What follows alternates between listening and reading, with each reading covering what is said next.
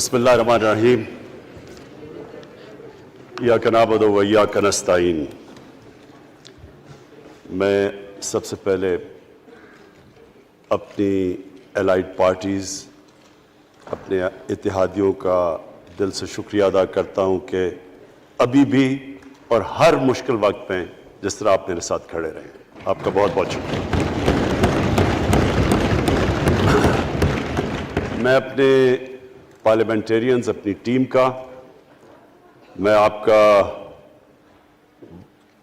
شکریہ ادا اس طرح کرتا ہوں کہ میں نے جو آپ کی کل شام کو جو آپ کے حالات دیکھے تو مجھے یہ احساس ہوا کہ آپ سب کو بڑے دل سے تکلیف تھی کہ جو ہمارا وہ سینٹ کا یہ ادھر حفیظ شیخ کے الیکشن میں جب ہارے ہیں، تو میں جو آپ سب کو دیکھا تو مجھے بڑا اچھا لگا، مجھے ایک ٹیم آپ میں نظر آئی، اور انشاءاللہ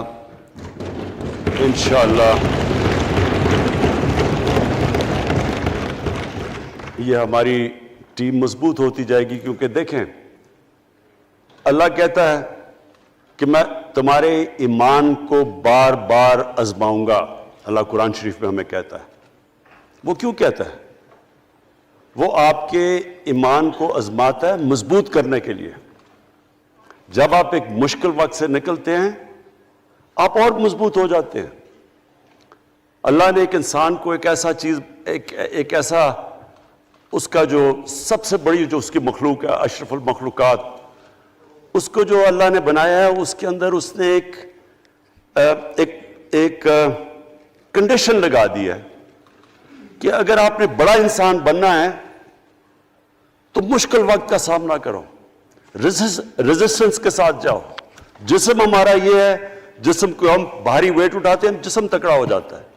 ذہن کو جتنا ہم آزمائیں گے اور آزمائشوں میں ڈالیں گے، سب سے بڑا جو پاور ہاؤس ہے وہ ہمارا ذہن ہے، وہ اور تکڑا ہو جاتا ہے، انسان تکڑا ہو جاتا ہے۔ پارٹی بھی تب تکڑی ہوتی ہے جب وہ مشکل وقت سے نکلتی ہے۔ آپ نے کسی کو تباہ کرنا ہے تو اس کو آرام کی زندگی دے دو، وہ تباہ ہو جاتا ہے، ڈکے کر جاتا ہے انسان۔ تو میں اپنی پارٹی کو آج خراج تحسین پیش کرتا ہوں کہ آپ اس مشکل وقت سے نکلے۔ بڑے مجھے انڈیویجول ایم این ایز کا پتہ ہے کہ انہوں نے کتنی کوشش کی یہاں پہنچنے کے لیے، آج اس ووٹ کے لیے، تو میں اور مجھے کئیوں کی طبیعت بھی ٹھیک نہیں تھی، تو میں آپ سب کا آج شکریہ ادا کرتا ہوں۔ آج میں اپنی پارلیمنٹری پارٹی کے ساتھ بھی، اور جو میری عوام آج یہ دیکھ رہی ہے، میں اس کے سامنے جو بات رکھنا چاہتا ہوں وہ یہ کہ دیکھیں ہمیں یہ کبھی بھولنا نہیں چاہیے کہ یہ پاکستان کیوں بنا تھا۔ وہ ایک انگریزی کا ایک فریز ہے کہ نیشنز وداؤٹ اے ویژن ڈائی۔ قوم کا جب اپنا مقصد اپنے نظریے سے پیچھے ہٹتی ہے مر جاتی ہے قوم۔ قوم کسی مقصد کے لیے بنتی ہے۔ ہم اپنے وہ جب تک وہ پتہ نہیں ہم اپنے بچوں کو نہیں بتائیں گے، خود ہم جو آج لیڈرشپ ہے، میرا غلطی سے ہاتھ ادھر چلا گیا، ادھر کی لیڈرشپ میں کہہ رہا ہوں، جو ہماری لیڈرشپ ہے اس کو پتہ ہونا چاہیے کہ یہ بہت بڑا عظیم خواب تھا پاکستان کا۔ علامہ اقبال کو نہیں پتا تھا کہ اگر پاکستان بنے گا تو آج جس طرح ہمارے 20 کروڑ مسلمان ہندوستان میں رہ جائیں گے تو وہ تو سارے پاکستان میں نہیں آ سکتے تھے۔ تو علامہ اقبال کا کیا وجہ تھی پاکستان خواب دیکھنے کی؟ ان کی وجہ یہ تھی کہ ہم نے ایک دنیا کو مثال دینی تھی، کہ اصل میں ایک ماڈل بنانا تھا کہ اصل میں ایک اسلامی ریاست کیا ہوتی ہے۔ اور وہ بیس کس کے اوپر کر رہے تھے پاکستان کی اسلامی فلاحی ریاست جو ہماری آبجیکٹو ریزولوشن میں ہے؟ نبی صلی اللہ علیہ وسلم کی مدینہ کی ریاست، جو ان کی سنت تھی، جو دنیا کی تاریخ کی پہلی فلاحی ریاست بنی تھی، جس میں بہت بڑے بڑے ماڈرن جو آج کے پرنسپلز، وہ پرنسپلز طے کیے گئے تھے.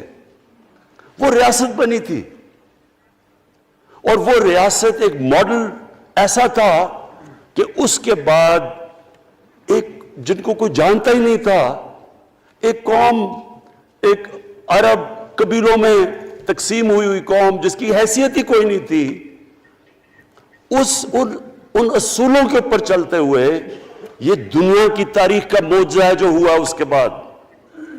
یہ میں نے شفقت محمود کو کہا بھی ہے کہ ہمارے بچوں کو ہر سکول، چاہے وہ انگلش میڈیم، چاہے اردو میڈیم، چاہے دینی مدرسے، سب کو 8، 7، 8 اور 9 کلاسز میں باقاعدہ سبجیکٹ پڑھائیں کہ نبی صلی اللہ علیہ وسلم کی جو زندگی تھی اور جو مدینہ میں کیا وہ کیا تھی.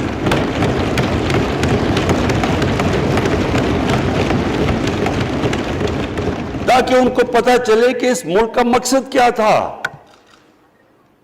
بڑے لوگ جو پاکستان نہیں چاہتے تھے وہ کیا کہتے تھے؟ وہ کہتے تھے کہ پاکستان تو بن گیا تو آپ نے تباہ، جو مسلمان ہندوستان میں رہ گئے ان کو آپ نے سیکنڈ کلاس سٹیزن بنا کے چھوڑ دیا. آج بیچارے مسلمانوں سے کیا ہو رہا ہے وہاں؟ تو وہ لوگ کہتے ہیں کہ اگر پاکستان نہ بنتا تو مسلمانوں کی زیادہ طاقت ہونی تھی. ایک ہندوستان میں اس طرح مسلمانوں کا برا حال نہیں ہونا تھا جو آج ہے. یہ ایک آرگیومنٹ دی جاتی ہے. اور اگر ہم پاکستان کو جس مقصد کے لیے بنا تھا اگر ہم ادھر نہیں لے کے جائیں گے تو وہ ٹھیک کہہ رہے ہیں. یہ تو نہیں تھا کہ وہاں ٹاٹا برلا تھے جو اربوں پتی اور یہاں یہ شریف اور زرداری اربوں پتی بن جائیں. اس لیے تو نہیں پاکستان بنا تھا. یہ بڑی ہمیں ری الائن کرنا چاہیے اپنے نظریے کی طرف. ہمیں اپنا رخ چینج کرنا چاہیے واپس کہ یہ بڑا عظیم خواب تھا پاکستان کا. اور وہ جو تاریخ تھی، وہ جو اصول انہوں نے سیٹ اپ کیے، جن لوگوں کی حیثیت ہی نہیں تھی، یہ تاریخ کا حصہ ہے کہ اس کے بعد انہوں نے دیکھتے دیکھتے 15، 20، 30 سالوں کے اندر دنیا کی امامت کی. صرف امامت ہی نہیں کہ وہ تو منگولیوں نے بھی دنیا بڑی جلدی سے فتح کر لی تھی. چنگیز خان نے بھی بڑی جلدی اس کی فوجوں نے فتح کر لی تھی. 100 سال کے بعد وہ ختم ہو گئے تھے. انہوں نے ایک دنیا کی عظیم سیویلائزیشن، جو ٹاپ سائنٹسٹ تھے، سارے دنیا کے ٹاپ سائنسدان، ایک عظیم کلچر. اور سب سے بڑی بات جو میں یہ کہنا چاہتا ہوں، انہوں نے اخلاقیات، ایک مورل سٹینڈرڈ سیٹ کی دنیا میں.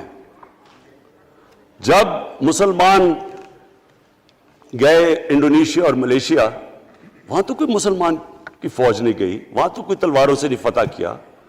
مسلمان تاجروں کا وہاں کردار دیکھ کے لوگ حیران ہو گئے کہ یہ کون لوگ آئے ہیں جو بالکل ان کی مورالٹی ایسی، نہ وہ کوئی دغا بازی کرتے تھے، نہ وہ کوئی دھوکہ دیتے تھے، اپنی زبان پہ کھڑے ہو جاتے تھے. لوگ ان سے امپریس ہو گئے کہ کون سی قوم ہے. دیکھیں اسلام ہم غلط فہمی میں ہیں، یہ سمجھتا ہے کہ جی تلوار سے اسلام پھیلا تھا. اسلام پھیلا تھا کہ وہ ایک انسان کے کیریکٹر کو ریفارم کرنے آیا تھا. ہم جب اللہ سے مانگتے ہیں، ہم نماز میں ایک ہی چیز مانگتے ہیں کہ اللہ ان کے راستے پہ لگا جن کے تو نے نعمتیں بخشی، ان کے نہیں جو غلط تباہی کے راستے پہ چلے گئے. صرف نماز میں ہم یہ چیز مانگتے ہیں، ہر روز ہم پڑھ کے یہ مانگتے ہیں. یہ 2 راستے ہیں، ایک ہے تباہی کا راستہ، ایک ہے عظمت کا راستہ. نعمتیں کس کو بخشی؟ اللہ کے پیغمبروں کو. اور جو دنیا کا سب سے عظیم انسان، جو دنیا کا سب سے عظیم لیڈر، جس کو اللہ نے سب سے زیادہ نعمتیں بخشی، ہمارے نبی صلی اللہ علیہ وسلم. نہ کبھی اس طرح کا انسان آیا ہے، نہ کبھی آ سکتا ہے. تو ہمیں راستہ بتایا کہ ایک ان کا راستہ ہے اور ایک دوسرا راستہ ہے، تباہی کا راستہ ہے. اور وہ جو ان کے راستے پہ چلتا گیا وہ ایک عظیم انسان بنتا گیا. ایک کتاب ہے، میں اپنے لوگوں کو ریکمینڈ بھی کرتا ہوں، کہ دی عرب کانکویسٹ، وہ پڑھنے والی کتاب ہے. اس پہ بتاتے ہیں کہ جب مسلمان ایک دم دیکھتے دیکھتے دنیا میں پھیل گئے تو کوئی ایک آدمی نہیں تھا. ایک تو بڑے عظیم سپہ سالار تھا خالد بن ولید، لیکن وہ جو بھی بنتا تھا وہ جنرل عظیم بن جاتا تھا. وہ اس کتاب کے اندر لکھی انگریز نے ہے. وہ کہتا ہے اس کی کوئی ایکسپلینیشن نہیں ہے کہ یہ کیسے ساری دنیا پہ چھا گئے. نہ ان کے پاس کوئی لیٹسٹ ویپنز تھے، ایک طرف رومنز تھے، دوسری طرف پرشینز تھے، وہ تو سپر پاورز تھے، ہتھیار تو ان کے پاس تھے.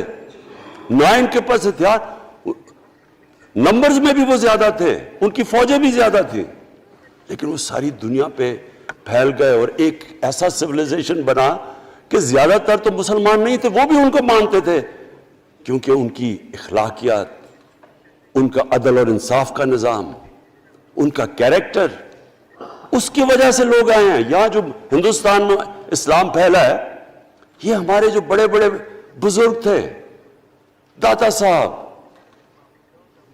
بلے شاہ، نظام الدین اولیاء اور بابا فرید، یہ لوگ تھے.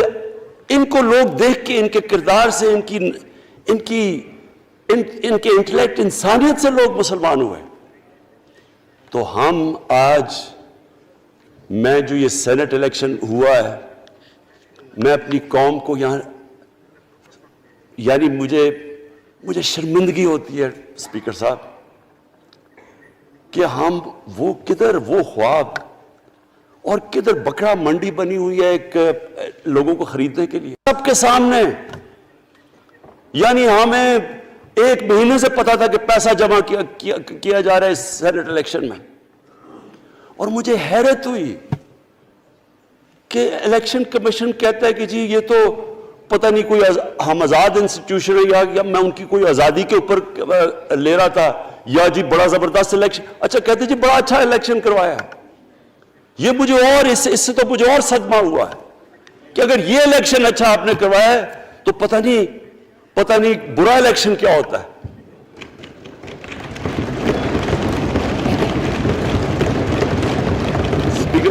اسپیکر صاحب یہ دیکھیں، مجھے یہ افسوس یہ ہوتا ہے کہ ہم ایک چیز سمجھتے نہیں ہیں. ہم کہتے ہیں نا جی ہمارے معاشی حالات بہت برے ہیں. دیکھیں جی ہماری ڈیفیسٹ تھے، یہ ہمارے کرنٹ اکاؤنٹ، یہ جو بھی ہم کہتے ہیں قرضے چڑھے ہوئے ہیں. یہ جو قرضے چڑھے ہوئے ہیں یہ ایک بیماری کے سمٹمز ہیں. بیماری کچھ اور ہے. اخلاقی طور پہ ہماری قوم کو تباہ کیا ہے، پھر معاشی تباہی آتی ہے. آج مجھے ایک ملک کا بتا دیں جس کی اخلاقیات اوپر ہو، جن کے مورل سٹینڈرڈز اوپر ہوں اور وہ غریب ہو. ایک ملک مجھے بتا دیں، اور کوئی ملک مجھے بتا دیں جتنا مرضی پیسہ ہو، وسائل ہو، سب کچھ ہو، لیکن وہاں کی بھی جو لیڈرشپ کرپٹ ہو، وہ مجھے بتا دیں کہ اس میں خوشحالی ہو. دیکھیں یہ ساتھ ساتھ جاتا ہے. اس وقت کیا ہوا تھا مدینہ کی ریاست میں؟ کیا انہیں کوئی سونا تیل مل گیا تھا؟ کیا ہوا تھا؟ کوئی ان کے پاس کوئی پیسے آ گئے تھے؟ کیسے وہ اوپر اٹھ گئے تھے؟ کوئی انہوں نے قرضے لیے تھے؟ کس طرح اٹھے تھے اوپر؟ دنیا کے عظیم لیڈر نے ان کی اخلاقیات اٹھا دی تھی. صادق اور امین،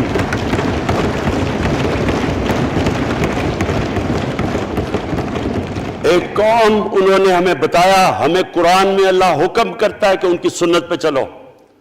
اللہ جب ہمیں کہتا ہے ان کی سنت پہ چلو، کیا ہم اللہ کو کوئی فائدہ پہنچا سکتے ہیں؟ ہماری بہتری کے لیے کہتا ہے.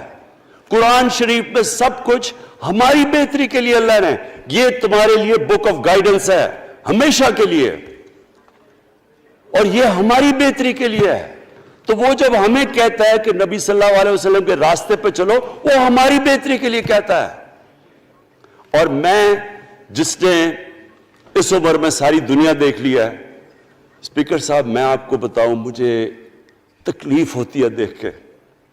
جب میں یہ مغربی ملکوں میں جاتا ہوں، اسکینڈینیویا میں، سوئٹزرلینڈ میں، آپ وہاں کے اخلاقی سٹینڈرڈز دیکھیں، ان کی مورل سٹینڈنگز دیکھیں، شرم آئے گی آپ کو کہ جو ہمارے ملک میں ہو رہا ہے. اور یہ جو سینٹ کا الیکشن ہوا ہے، آپ کو افسوس ہوگا کہ ہم وہ کس کی امت ہیں ہم؟ کس کی امت ہیں؟ کس کے نام پہ پاکستان کا مطلب کیا؟ لا الہ الا اللہ، اس پہ یہ ہمارا ملک بنا تھا۔ اور آج دیکھیں، ایک کرپٹ آدمی، دنیا میں ثابت کیا ہوا کرپٹ آدمی آصف زرداری، دنیا میں اس کے اوپر لکھا ہوا کہ مسٹر 10%، مضمون لکھے ہوئے ہیں، فلمیں بنی ہوئی ہیں اس کے اوپر، اور اس ملک میں لوگ کہیں جی ایک زرداری سب پہ بھاری، کیا کہ وہ رشوت دیتا تھا اس لیے سب پہ بھاری ہو گیا؟ کیا یہ ہمارا ملک؟ دوسری طرف دیکھیں، دوسری طرف یہاں بیٹھے ہوئے ہمارا لیڈر نواز شریف، اور نواز شریف ایک ڈاکو، ملک کو 30 سال سے لوٹ کے ملک سے باہر بھاگا ہوا ہے، جھوٹ بول کے باہر بھاگا ہوا ہے، سارے ملک کے سامنے ہمیں کیبنٹ میں ہم نے 6 گھنٹے میں بتایا جی اس کو یہ بھی بیماری ہے، اس کو یہ بھی بیماری ہے، اس کو یہ بھی بیماری ہے، وہ شاید وہ جہاز پہ بھی نہ چڑھ سکے، وہ شاید مر جائے گا۔ شیرین کے آنسو آ گئے کیبنٹ میں، اور شیرین کے آنسو آنے آسان کام نہیں ہے اسپیکر صاحب۔ تو ہم نے اس کو وہاں جیسے وہ جہاز پہ چڑھا، جیسے وہاں گیا، وہ ایک دم ہی تبدیل، اور آج وہاں جا کے تقریریں کر رہا ہے، وہاں بیٹھ کے اسکیمیں کر رہا ہے، وہاں بیٹھ کے پلاننگ کر کے جی اسے اتنا پیسہ دو، ادھر ادھر پیسہ کھلاؤ۔ ساری ان کی ایک کوشش ہے، جب سے ہم 2.5 سال سے حکومت آئی ہے، یہ سارے بڑے بڑے ڈاکو اکٹھے ہو کے یہ سمجھ رہے ہیں کہ عمران خان کو کرسی کا اتنا شوق ہے کہ اس کے اوپر اتنا پریشر ڈالو کہ یہ جی ہمیں جس طرح جنرل مشرف نے NRO دیا تھا یہ بھی دے دے گا۔ جنرل مشرف، فوج اس کے نیچے، عدلیہ اس کے کنٹرول میں ساری، میں کیونکہ میں ادھر ممبر پارلیمنٹ تھا، اپوزیشن نہ ہونے کے برابر، جو اپوزیشن کے اندر جو مین آدمی تھا فضل الرحمان، وہ اس کے ساتھ ملا ہوا تھا، وہ 2 نمبر ہمیشہ سے تھا، رائٹ۔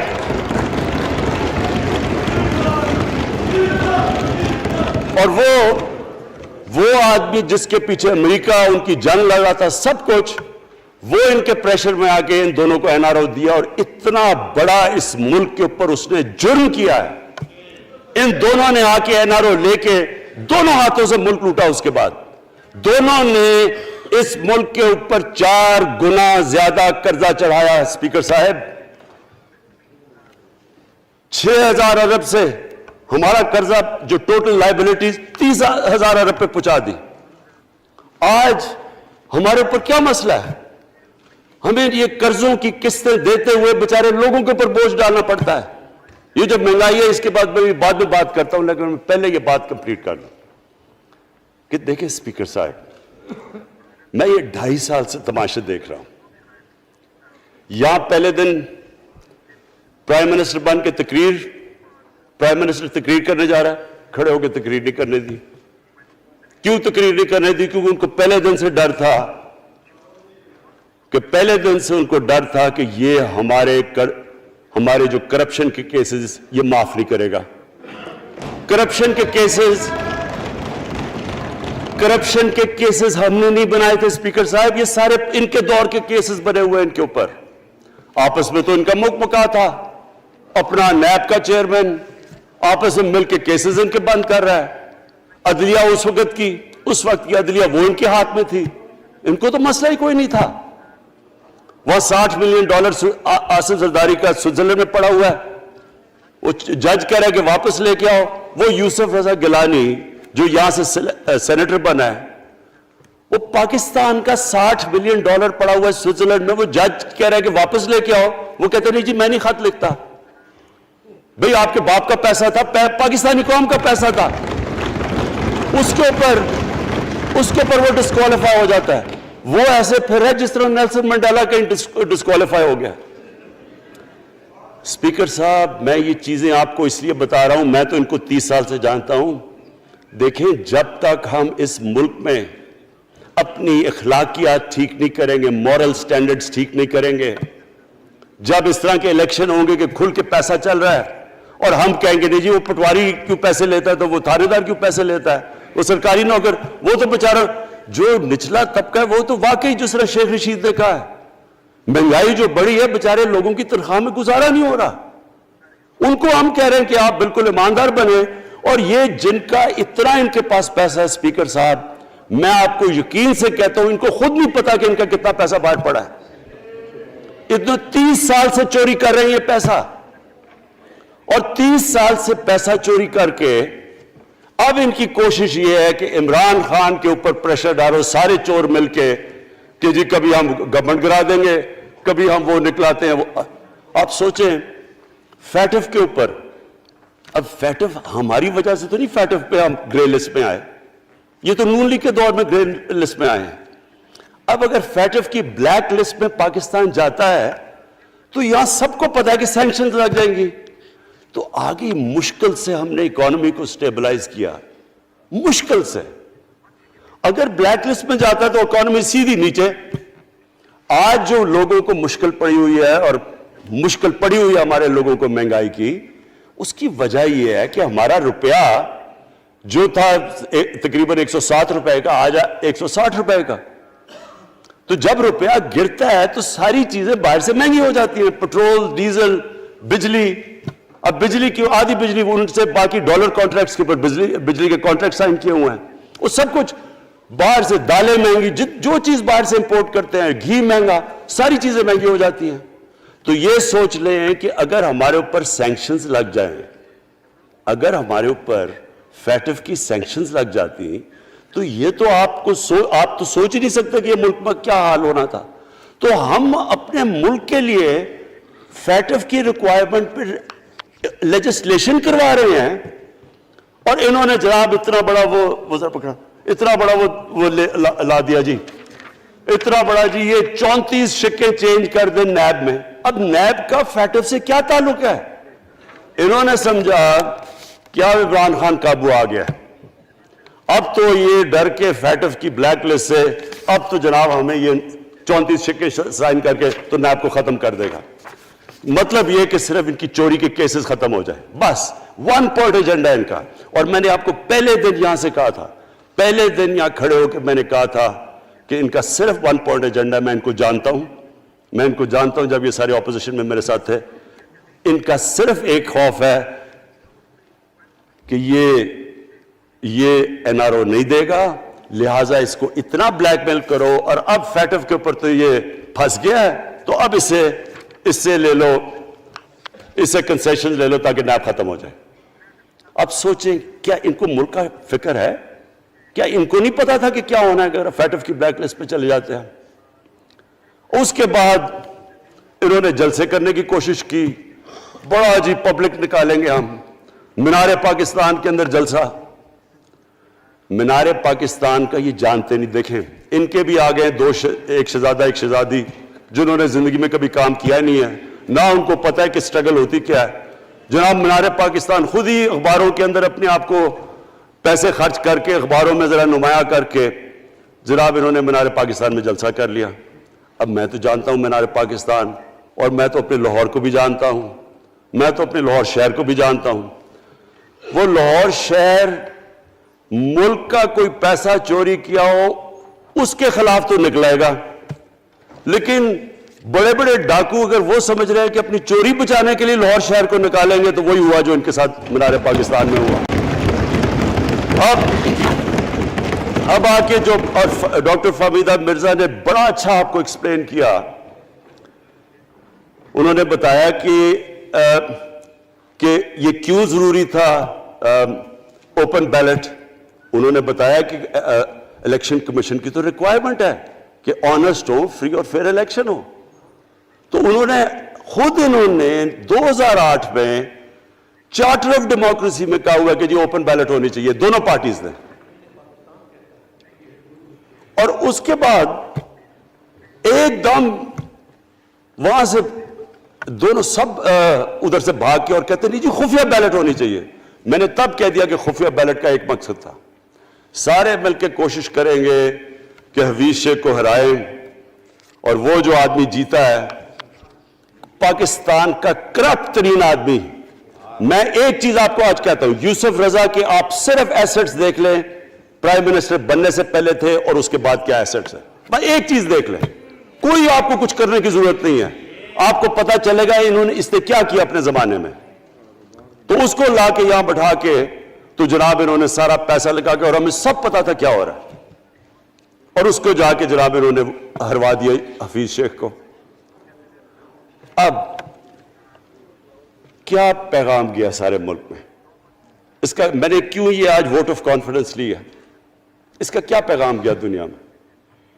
سارے لوگوں کے سامنے اوپن ہارس ٹریڈنگ, لوگوں کو راتوں کو کال کر رہے ہیں, یا میں تو خاص داد دینا چاہتا ہوں, میرے ممبرز بیٹھے ہیں, خواتین بیٹھی ہیں جن کو کالیں گئی ہیں رات کہ جی 2 کروڑ سے ریٹ شروع ہوگا, ہم آپ کو آگے پیسے دیں گے. ان کو ساروں کو پیسے آفر کر رہے ہیں. اور پھر اگر میں صرف الیکشن کمیشن کو ایک چیز کہنا چاہتا ہوں, آپ مہربانی کریں پاکستان کی ایجنسیز سے صرف ایک سیکرٹ بریفنگ لیں, آپ ان کو اندازہ ہوگا کتنا پیسہ چلا اس الیکشن کے اندر, پتہ چلوائیں کیا ہوا اس الیکشن میں, تاکہ آپ اس طرح کی سٹیٹمنٹ نہ دیں کہ جی ہماری کوئی آزادی ختم کر رہی ہے. میں آپ کی آزادی ختم کر رہا ہوں یہ کہہ کے آپ کہ یہ جو الیکشن میں ہوا ہے. اسپیکر صاحب, میں آج اس اوکیزن کے اوپر, کیونکہ مجھے اس پہ کافی, میں 2.5 سال یہ بڑی چیزیں برداشت کرتا رہا ہوں, اور میں اس لیے صبر سے کرتا رہا ہوں کیونکہ ملک اتنا ہمارا مشکل میں ہے. جو ہمیں ٹائم ملا جب میری گورنمنٹ آئی, میں آپ کو یقین سے کہتا ہوں کہ ساری زندگی میری تو سٹرگل میں گزری. جو بھی آپ انسان کسی چیز میں کمپیٹ کرتا ہے, اگر آپ نے ملک میں اپنے سب سے ٹاپ 11 کھلاڑیوں میں پہنچنا ہے تو ایک بہت سارے ملک میں مقابلہ کر کے آپ وہاں پہنچے, اس میں بڑی سٹرگل ہوتی ہے, اونچ نیچ ہوتی ہے بڑی. اور پھر اگر آپ کو دنیا کے لیول پہ آپ کو اپنا, اگر آپ کو منوانا ہے, اس کی اور ایک سٹرگل ہوتی ہے. اور میری اس سے زیادہ بڑی سٹرگل تھی کہ ایک آدمی جا کے ہاسپٹل بنانے کی کوشش کرے, اور وہ بھی کینسر ہاسپٹل, تو ایک وہ بہت بڑی سٹرگل تھی. پھر پالیٹکس میں لمبی سٹرگل رہی ہے, اکیلا تھوڑا سے لوگوں کے ساتھ شروع ہوا تھا, اور سٹرگل کر کے 14-15 سال تو مذاق اڑتا تھا میرا, سارے ہنستے تھے جب نام سنتے تھے میرا. تو ایک سٹرگل کر کے یہاں پہنچا ہوں. جو یہ 2.5 سال میں اسپیکر صاحب میں نے سٹرگل کی ہے, یہ میری زندگی کی سب سے مشکل سٹرگل تھی. اور کیوں مشکل تھی؟ کیونکہ جو یہ 10 سال میں اس کو ڈیکیڈ آف ڈارکنس کہتا ہوں, ایک انہوں نے ادارہ تباہ کیا. صرف 10 سال پہلے اداروں کے حال دیکھ لیں, کوئی ادارہ اٹھا لیں, پی آئی لے لیں, ریلوے لیں, سٹیل مل 8 ارب روپے کا پروفٹ لے کے بیٹھی ہوئی تھی. 8 ارب روپیہ سٹیل مل میں پروفٹ تھا جب تک کہ زرداری نے ہاتھ نہیں مارا اس کو. اپنا وہ ریاض لال جی فرنٹ مین رکھ کے ہمارے سامنے, میرے پاس آئے لوگ چیمبر والے, انہوں نے کہا جی یہ سٹیل مل سستی بلٹس اس کو بھیجا, اس کے تھرو پیسے دے رہا ہے. وہ سٹیل مل آج بند پڑی ہے. ایک ادارہ انہوں نے تباہ کیا, بھرتیاں کی لوگوں کی. وہ ادارے اتنے بڑے بڑے ہو گئے ہیں کہ وہاں پینشنز ہی اتنی آ گئی ہے کہ کچھ بچتا نہیں ہے سیلریز اور پینشن کے بعد کے ادارے کو ٹھیک کر سکے. ایک ادارہ تباہ کیا. ملک کا سب سے بڑا جو کرنٹ اکاؤنٹ ڈیفیسٹ, جس کے اوپر سارا پریشر پڑتا ہے, اگر آپ کا کرنٹ اکاؤنٹ یعنی کہ ڈالر زیادہ ملک سے باہر جا رہے ہیں اور کم اندر آ رہے ہیں, تو پریشر روپے پہ پڑتا ہے, وہ گر جاتا ہے. تو وہ میں آپ کو بتا, جب روپیہ گرتا ہے تو غربت پھیل جاتی ہے ملک میں. تو سب سے بڑا current account deficit, fiscal deficits جو کہ آپ کی آمدنی اور خرچے, وہ بڑا ڈیفیسٹ. سارے ادارے خسارے میں. پاور کانٹریکٹس جو انہوں نے سائن کیے اسپیکر صاحب, یہ عمر ایوب آپ کو بتائے گا, وہ یعنی ایسے لگا تھا کہ کسی دشمن نے آ کے ایک ملک کو نقصان پہنچانے کے لیے پاور کانٹریکٹ سائن کیے. ان کے اندر وہی پاور پروجیکٹس آپ کہیں اور دیکھ لیں, کسی اور ملک میں, بلکہ اپنے ملک میں دیکھ لیں, اور وہ دیکھیں کہ انہوں نے کس پیسے بنائے, وہ کس پیسے پہ. گیس کا کانٹریکٹ سائن کیا ہم نے آ کے اسی ملک سے 30% کم پیسے پہ گیس کا کانٹریکٹ سائن کیا, ان کا ہی کانٹریکٹ چینج کیا. ساری گورنمنٹ جب اوپر سے پرائم منسٹر لگا ہوا پیسے بنانے. پرائم منسٹر ایک نوکری کر رہا ہے کس کے لیے؟ ایک دبئی کی کمپنی کے لیے. کبھی دنیا میں سنا ہے اس طرح؟ کبھی یہ مذاق سنا ہے جی کہ ملک کا پرائم منسٹر کسی دنیا کو دبئی کی کمپنی کے اندر نوکری کر رہا ہے؟ ادھر سے یہاں ڈیفنس منسٹر, ان کا فورن منسٹر, وہ دبئی کی کمپنی سے نوکری کر رہا ہے. اور وہ ایک انٹیریئر منسٹر، وہ کوئی سنا ہے سنتری بنا ہوا تھا کسی سعودی عربیہ کی کمپنی میں، مجھے نہیں پتا. کبھی یہ سنا ہے یہ ملک سے کسی ملک سے ایسا مذاق ہوا ہے؟ یہ سارے طریقے تھے اس ملک سے پیسہ منی لانڈر کر کے باہر لے جانا. آج مجھے یہ بتائیں، میں یہ جو سارے ہماری اپوزیشن ہے، میں ان سے سوچتا ہوں، میں کئی دفعہ ان کی شکلیں دیکھ کے پوچھتا ہوں ان سے کہ کیا آپ واقعی سمجھتے ہیں کہ آپ دونوں کے لیڈر ایماندار ہیں؟ کیا یہ واقعی سمجھتے ہیں کہ ان کی جو یہ دولتیں بڑی ہیں یہ ایمانداری سے بنی ہیں؟ یعنی کیا ان کو کوئی ملک کی فکر نہیں ہے کہ یہاں کا پیسہ، کیا ان کے بیٹے ہیں؟ میں مجھے یہ بتائیں، 3 دفعہ ملک کا پرائم منسٹر، اس کے دونوں بیٹے باہر بیٹھے ہوئے ہیں. میں لندن کو جانتا ہوں اسپیکر صاحب، وہ اربوں اربوں روپے کی پراپرٹی ہے، وہاں کے بڑے بڑے رئیس ان ایریاز میں نہیں رہ سکتے جدھر ان کے 2 بیٹے رہ رہے ہیں. ملک سے بھاگ گئے جی، ہم پاکستانی شہری نہیں ہیں. کیوں پاکستانی شہری نہیں؟ کیوں یہاں بتا ہی نہیں سکتے کہ وہ پیسہ کدھر سے آیا جو انہوں نے اتنی بڑی پراپرٹیز لی ہوئی ہیں. اور یہ کچھ نہیں ہے جو انہوں نے بنامی پراپرٹیز لی ہوئی ہیں. کسی کو اندازہ ہی نہیں ہے ان کا کتنا پیسہ باہر پڑا ہے. زرداری کے پاس کیا تھا پہلے، اس کی جو باہر پراپرٹیز ہے. تو کیا ان لوگوں کو نہیں پتا کہ اس ملک کا پیسہ چوری کر کے یہ باہر لے کے جا رہے ہیں اور یہ پھر بھی ان کی سپورٹ کر رہے ہیں؟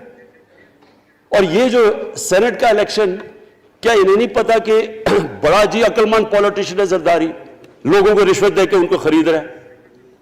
ساری قوم کے سامنے یہ ہو رہا ہے. میں یہ صرف آخر میں یہ کہنا چاہتا ہوں اس ایشو کو ختم کرتے ہوئے کہ دیکھیں اسپیکر صاحب، کوئی ملک آگے نہیں بڑھ سکتا ایسے. میں اکیلا عمران خان کو کرپشن کر کے کرپشن نہیں ٹھیک کر سکتا. میں عدلیہ کو کیا، کیسز تو عدلیہ میں یا نیب کے اندر ہے، میرا تو ان کے اوپر کوئی کنٹرول نہیں ہے. میں آج پاکستان کی عدلیہ کو اور نیب کو، جو آپ کو میری گورنمنٹ سے مدد چاہیے کنوکشنز کرنے کے لیے، ساری چیزیں ایک طرف، یہ اس ملک کا سب سے بڑا مسئلہ ہے. جب تک آپ لوگوں کو سزا ہی نہیں دیں گے،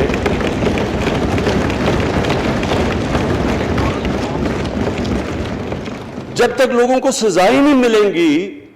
دیکھیں جی، کسی معاشرے میں جب سزا اور جزا ہی نہیں ہے، صرف غریب آدمی جیل میں جائے، طاقتور جلسے کرنے شروع ہو جائے کہ جی مجھے این آر او دو، وہ نیب کے عدالت سے نکلتے ہیں، پھول پھینک رہے ہیں ان کے اوپر.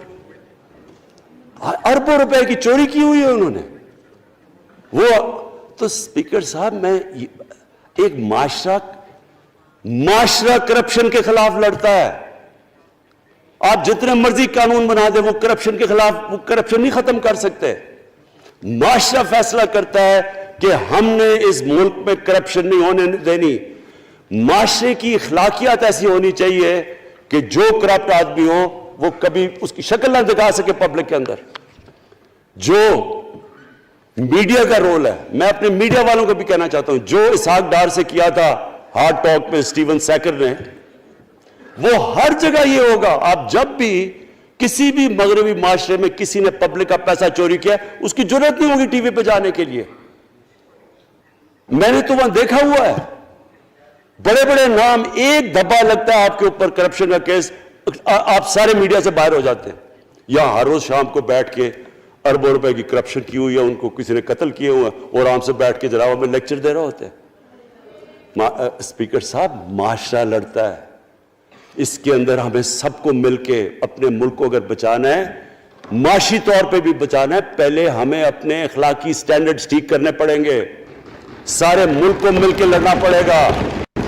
اگر ہم نے اپنے بچوں کے مستقبل کو بچانا ہے، اپنی آنے والی جنریشنز کو بچانا ہے، اس ملک کو ایک عظیم ملک بنانا ہے، تو وہ شروع ہوگا جب ہم مدینہ کے ریاست کے سب سے بڑے اصول عدل اور انصاف، کیونکہ انصاف اور عدل جب ایک معاشرے میں آ جاتا ہے، جب ایک معاشرہ کھڑا ہو جاتا ہے میریٹوکریسی کے اوپر، جب ایک معاشرے میں صرف ایک جو کرپٹ جتنا مرضی طاقتور ہو وہ جیل میں جاتا ہے اور عام آدمی اوپر آ سکتے ہیں، وہ معاشرہ تب آگے بڑھتا ہے. تو میں میں صرف اس کے اوپر یہ کہنا چاہتا ہوں کہ مجھے ساری قوم کی اس میں مدد کی ضرورت ہے. میں اپنی ساری زندگی کوشش کر چکا ہوں اور کرتا رہوں گا. میں تو اپنی پارٹی کو یہ بھی کہا تھا کہ اگر میری پارٹی ساری بھی چھوڑ دے میں اکیلا بھی ان کے خلاف لڑتا رہوں گا. میں تو کبھی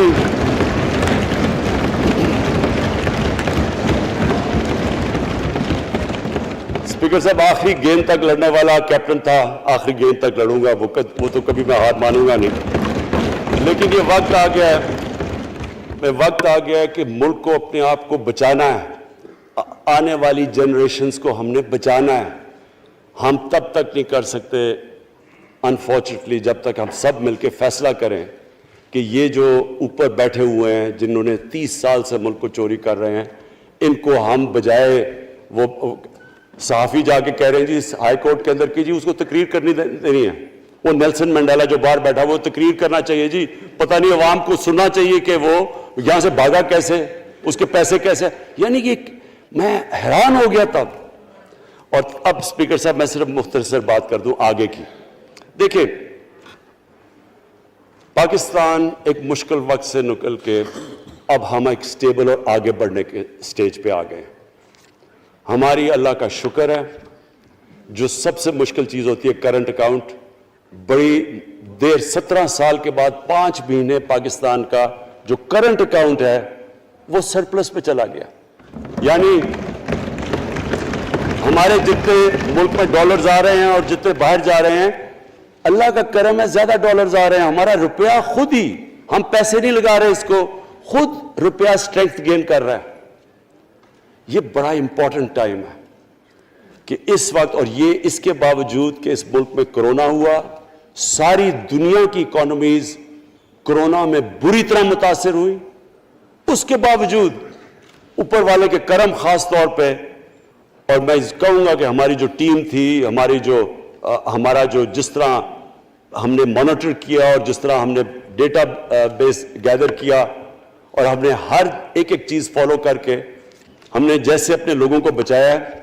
میں خاص طور پہ اپنی ٹیم یاسد عمر کا اور ہماری جو ٹیم تھی اپنی ڈاکٹر فیصل میں ان کو خاص طور پہ خراج تحسین پیش کرتا ہوں. تو اس مشکل وقت سے بھی آپ دنیا میں دیکھیں اور جس طرح پاکستان نکلا. اب دیکھیں آگے ہمارا چیلنج کیا ہے. ہمارا چیلنج یہ ہے کہ ہم اپنی جو ایکسپورٹس ہیں ان کو بڑھائیں, کیونکہ صرف گروتھ ایک ہی طرح ہوتی ہے ایکسپورٹ لیڈ. اللہ کا شکر ہے کہ بیرون ملک پاکستانیوں نے ریکارڈ پیسہ پاکستان بھیجا ہے جو کہ ہمارے ملک میں آیا ہے ریمیٹنسز کے.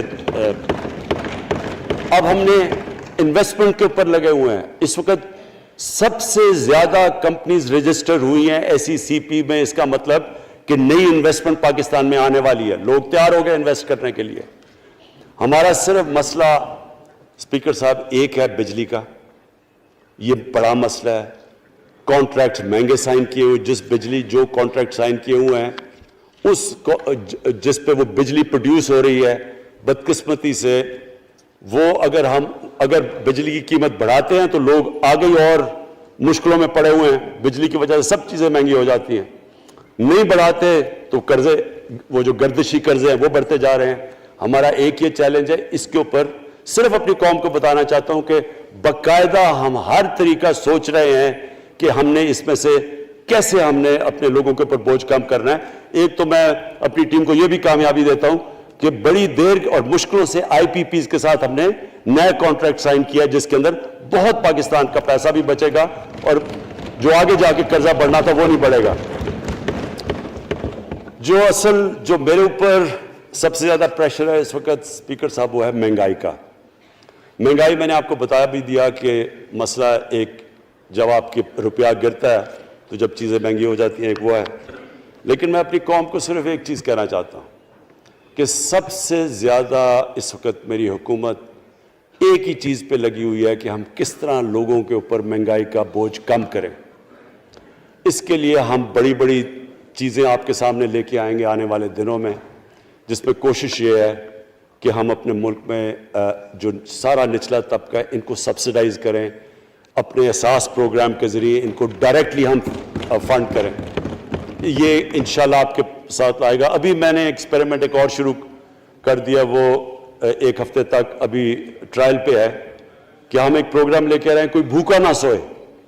ہم نے خاص کچنز بنائے ہیں, ایریاز چوز کیے ہیں جدھر سب سے زیادہ بھوک ہے, تاکہ ہم کم از کم جب تک ہماری ملک اٹھتا ہے اوپر, ہم کم از کم ان تک کھانا پہنچائیں کہ ہمارے ملک میں کوئی بھوکا نہ سوئے. اور یہ پوری میں کیمپین شروع کرنے لگا ہوں. ہیلتھ کارڈ پنجاب کے اندر اور پختونخوا میں, پختونخوا کی گورنمنٹ کو تو میں خاص مبارک دیتا ہوں کہ انہوں نے سارے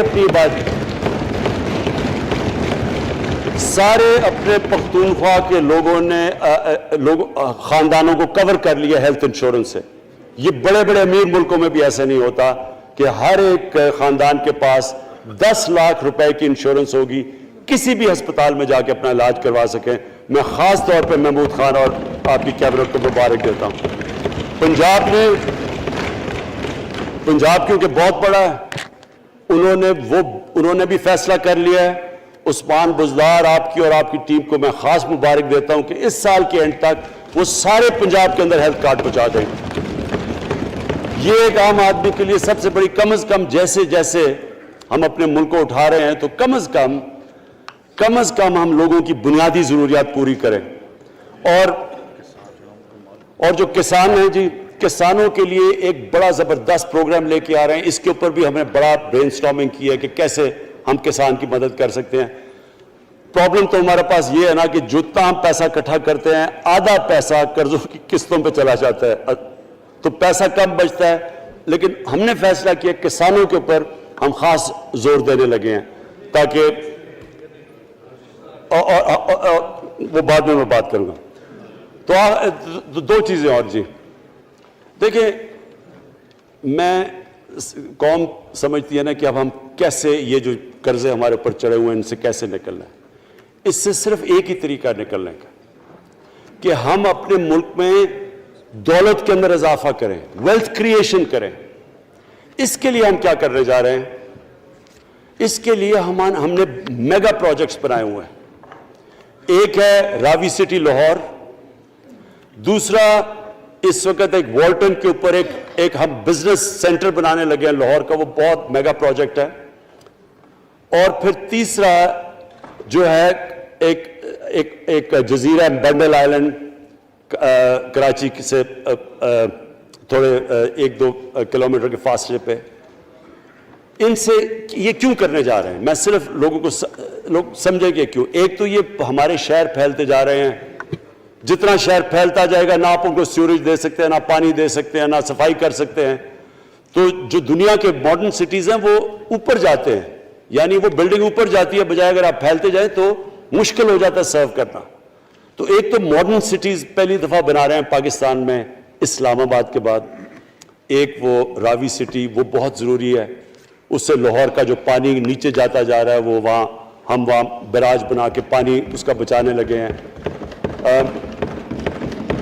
اور دوسرا ماحولیات کے لیے وہاں ہم بہت بڑے پیمانے پہ اربن فارسٹ اور درخت اگانے لگے ہیں, کیونکہ وہاں لاہور میں بہت بڑا پرابلم ہے اس کا. وہی بنڈل آئلینڈ کا بھی مقصد یہ ہے کہ وہاں سارا سیوریج جا رہا ہے کراچی کا, اس کی سیوریج کو ٹریٹ کریں اور ایک ماڈرن سٹی بنائیں, بجائے کراچی پھیلتے پھیلتے حیدرآباد پہنچ جائے. ایک پوری اوپر سٹی بنائیں جو ایک ماڈرن سٹی ہو. تو لیکن اس کا اصل مقصد یہ ہے کہ اس سے پیسہ جنریٹ ہوگا, اربوں کھربوں روپیہ ہم جنریٹ کریں گے, اور اس پیسے سے ہم پھر یہ قرضے واپس کریں گے. اور دوسری چیز, باہر سے انویسٹمنٹ آئے گی. بیرون ملک پاکستانی جو سب سے بڑا ملک کا احساس ہے, وہ باہر آ کے وہ ان کے اندر انویسٹ کرنے کے لیے تیار ہے, ان بڑے بڑے پروجیکٹس کے اندر. اور جیسے فورن ایکسچینج آئے گا ہمارے ریزروز بڑے ہوں گے, ہمارا روپیہ سٹیبل ہوگا, اور اس سے جو ویلتھ کریشن ہوگی اس سے ہم پھر اپنے قرضے واپس کریں گے. اس کے علاوہ 50 سال کے بعد 2 بڑی ڈیمز بن رہی ہیں. پاکستان کی تاریخ میں صرف 2 بڑی ڈیمز تھیں, اب یہ 2 اور بادشاہ ڈیم اور مومن ڈیم بنا رہے ہیں. لیکن مجھے جو آخر میں بات کہنی ہے اسپیکر صاحب وہ یہ کہ پاکستان کو آگے بڑھنے سے کوئی نہیں روک سکتا انشاءاللہ.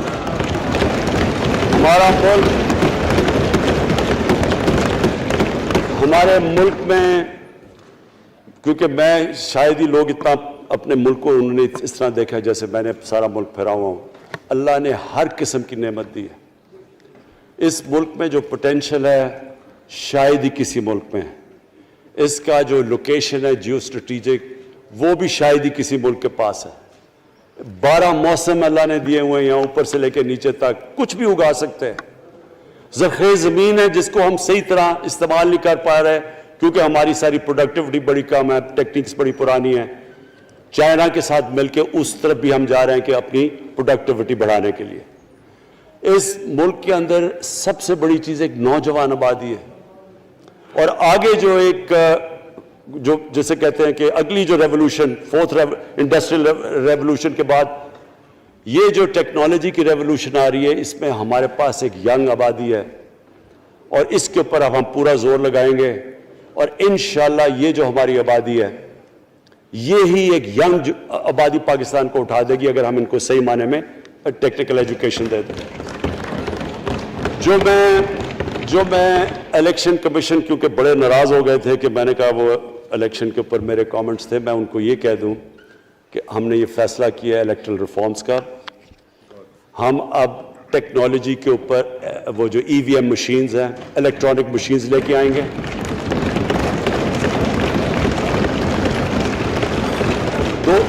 دو چیزیں کر رہے ہیں. اوورسیز پاکستانیز کے لیے آپ پورے لگے ہوئے ہیں کہ اوورسیز پاکستانیز بھی ووٹ ڈال سکیں, اور دوسری چیز الیکٹرانک مشینز لے کے آ رہے ہیں. اور کیونکہ یہ الیکٹرانک مشینز کے بغیر ہمیں الیکشنز نہیں کرنے چاہیے, نہیں تو جو ہارتا ہے وہ کہتا جی داندلی ہو گئی. ہم نے اس طرح کا سسٹم لے کے آ رہے ہیں کہ امریکہ کے اندر جب ڈونلڈ ٹرمپ نے کہا کہ الیکشن میں داندلی ہوئی ہے, سارے انہوں نے جب الیکشن کھولا تو ایک بھی وہ نہیں ثابت کر سکے داندلی ہوئی کیونکہ الیکٹرانک مشینز تھی, ان کے پاس وہ سسٹم تھا. انشاءاللہ وہ سسٹم لے کے آ رہے ہیں تاکہ ہمیشہ کے لیے آگے سے یہ چیز ختم ہو جائے کہ جو ہارا تھا وہ ہار مانے گا, جو جیتے گا وہ جیت. جس طرح کہ انشاءاللہ ہماری حکومت کرے گی, جس طرح کہ ایز کیپٹن پاکستان دنیا کی کرکٹ کی تاریخ میں پہلی دفعہ نیوٹرل امپائرز میں لے کے آیا تھا. بہت بہت شکریہ.